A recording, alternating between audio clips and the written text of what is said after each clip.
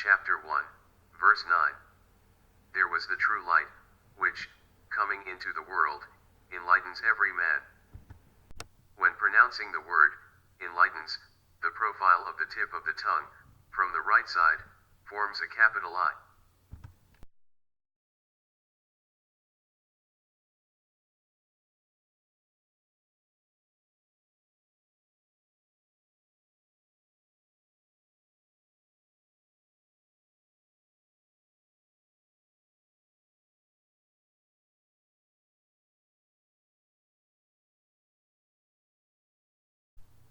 This video deals with the connections between the pronunciation, or speaking, of the word, enlightens, and the letter, I, which is also a word.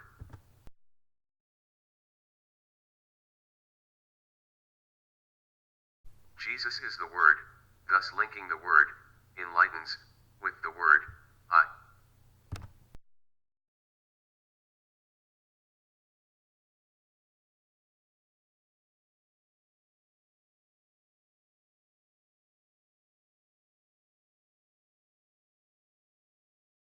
The I is the entrance to God's word.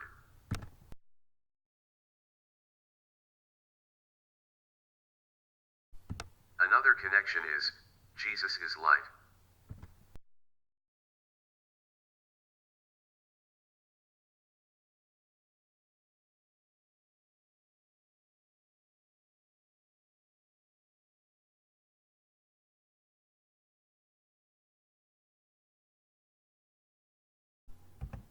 Pause the video now, or at any point, if you want to experience the pleasure of trying to discover for yourself how the step-by-step pronunciation of each of the 6 sounds in enlightens, forms the I, using the profile of the tip of the tongue for each sound.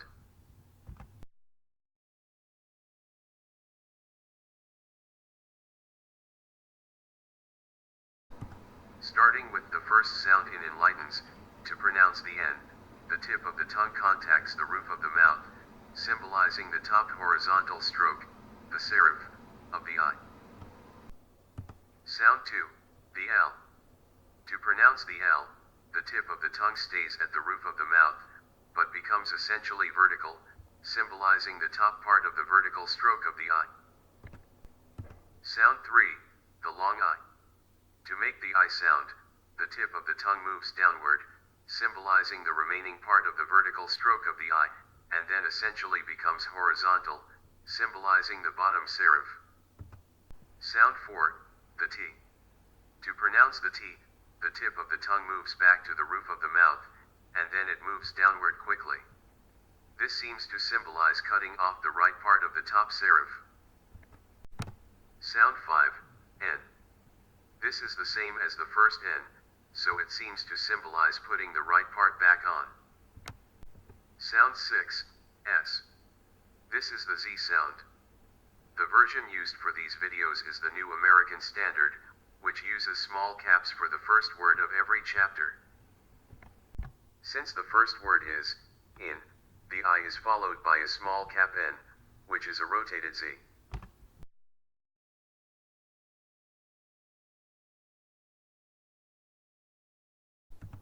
A video in this playlist shows the connections between the capital I and Peter cutting the right ear off one of the men who arrested Jesus. If you have seen that video, you have, no doubt, already seen the connections with this video. So, not only are there connections within each of the videos, but there are also connections between the 2 videos. Consider the ways the pronunciation of the T symbolizes the cutting off of the right ear. First, the T resembles a sword, which is what Peter used.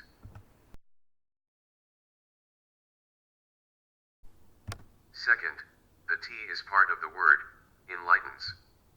Peter is part of the word, Jesus.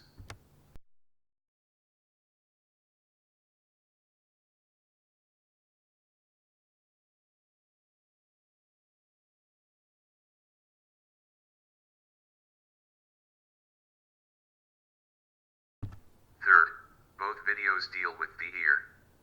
This video deals with pronunciation, which is heard by the ear. and the other video deals with the ear itself.